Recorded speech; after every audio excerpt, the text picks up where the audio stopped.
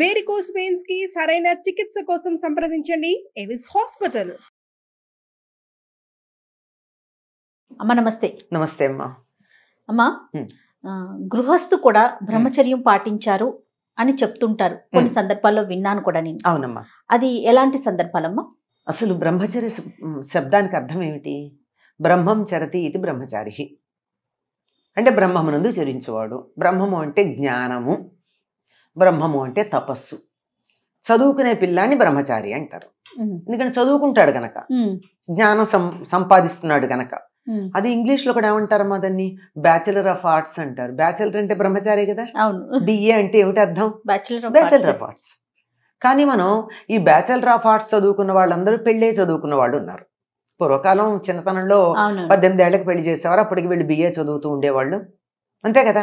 మరి ఏమిటి దీనికి సందర్భం ఏమిటి అంటే, చదువుకుంటున్నవాడనే అర్థం అండి, పెళ్లి కానివాడు అని కాదు అర్థం అక్కడ. అది అయితే బ్రహ్మచర్యం అనేటటువంటి దానికి చదువుకునే రోజుల్లో ఈ స్త్రీ సంబంధమైన, అంటే పురుషుల గురించి చెప్తూ ఉంటాం గనక, స్త్రీ సంబంధమైనటువంటి ఆలోచన లేకుండా, కామభావన లేకుండా ఉండేవాళ్ళు గనక చదువుకునే రోజుల్లో అప్పుడు వాళ్ళని బ్రహ్మచారులు అనేవారు. మొన్నటిదాకా కూడా ఒక మాట వాడకంలో ఉండేది, ఏదో వివాహే విద్య నాశాయ అని. పెళ్ళయిందంటే ఇంకా చదువు అయిపోయింది.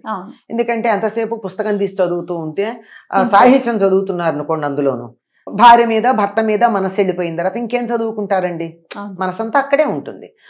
అది మామూలుగా అంటే పరిపూర్ణంగా దృష్టి అంతా దాని మీద కేంద్రీకరించి మొత్తం సమయాన్ని చదువు కోసం కేటాయించిన వాళ్ళ సందర్భం. మరి ఇప్పుడు అట్లా కాదు కదా, పెళ్ళయ్యాక కూడా చదువుకుంటున్నారు, జీవితాంతం చదువుకునే వాళ్ళు ఉంటారు. అందువల్ల అర్థం కాదు.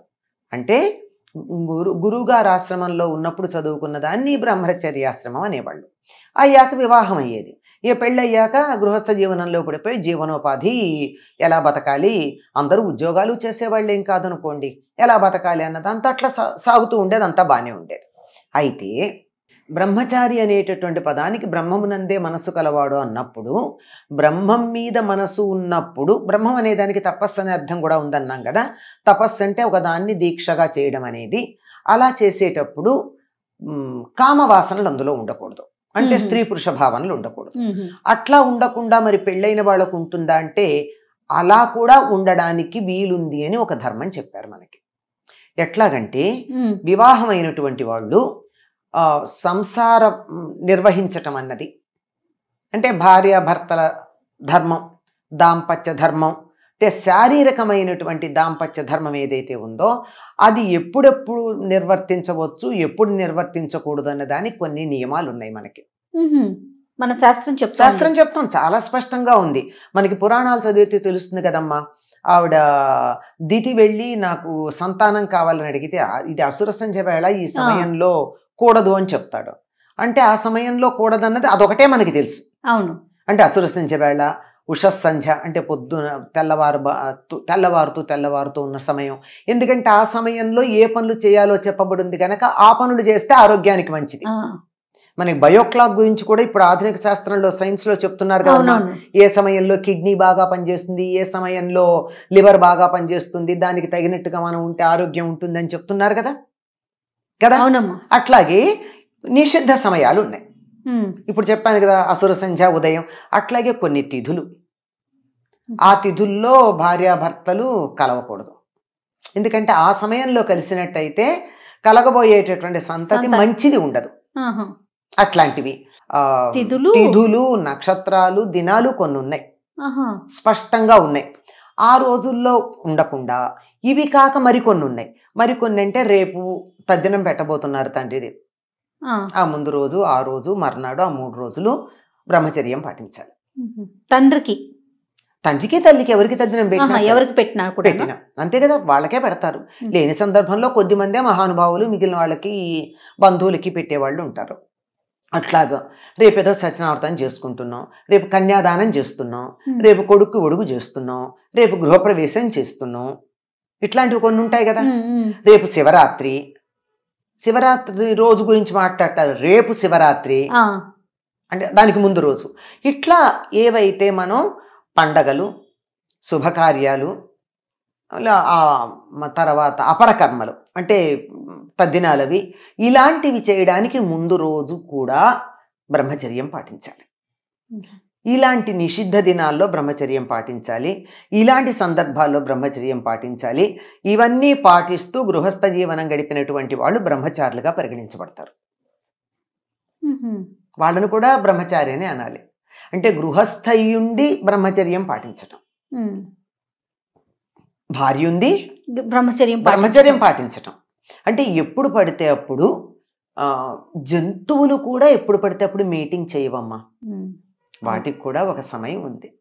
అలా కాకుండా పిచ్చి పిచ్చిగా ఎప్పుడు పడితే అప్పుడు కామ ప్రకోపం కలిగి తట్టుకోలేక పిచ్చి పనులు చేయకుండా ఉండాలి అనేటటువంటి ఉద్దేశంతో రాబోయేటటువంటి తరం ఆరోగ్యకరమైనటువంటి శారీరక మానసిక ఆరోగ్యాలు కలిగిన పుష్టైన శరీరం కలిగినటువంటి తరం ఉండాలి అనే ఉద్దేశంతో ఇలాంటివి కొన్ని స్పష్టంగా చెప్పడం జరిగిందమ్మా.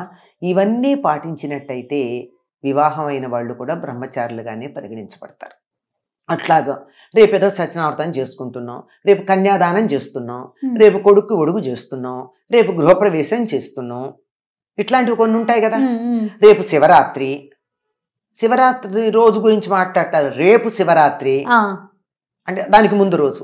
ఇట్లా ఏవైతే మనం పండగలు, శుభకార్యాలు, తర్వాత అపరకర్మలు అంటే తద్దినాలవి ఇలాంటివి చేయడానికి ముందు రోజు కూడా బ్రహ్మచర్యం పాటించాలి. ఇలాంటి నిషిద్ధ దినాల్లో బ్రహ్మచర్యం పాటించాలి. ఇలాంటి సందర్భాల్లో బ్రహ్మచర్యం పాటించాలి. ఇవన్నీ పాటిస్తూ గృహస్థ జీవనం గడిపినటువంటి వాళ్ళు బ్రహ్మచారులుగా పరిగణించబడతారు. వాళ్ళను కూడా బ్రహ్మచారి అని అనాలి. అంటే గృహస్థయుండి బ్రహ్మచర్యం పాటించటం, భార్య ఉంది బ్రహ్మచర్యం పాటించటం. అంటే ఎప్పుడు పడితే అప్పుడు జంతువులు కూడా ఎప్పుడు పడితే అప్పుడు మీటింగ్ చేయవమ్మా, వాటికి కూడా ఒక సమయం ఉంది. అలా కాకుండా పిచ్చి పిచ్చిగా ఎప్పుడు పడితే అప్పుడు కామ ప్రకోపం కలిగి తట్టుకోలేక పిచ్చి పనులు చేయకుండా ఉండాలి అనేటటువంటి ఉద్దేశంతో రాబోయేటటువంటి తరం ఆరోగ్యకరమైనటువంటి శారీరక మానసిక ఆరోగ్యాలు కలిగిన పుష్టైన శరీరం కలిగినటువంటి తరం ఉండాలి అనే ఉద్దేశంతో ఇలాంటివి కొన్ని స్పష్టంగా చెప్పడం జరిగిందమ్మా.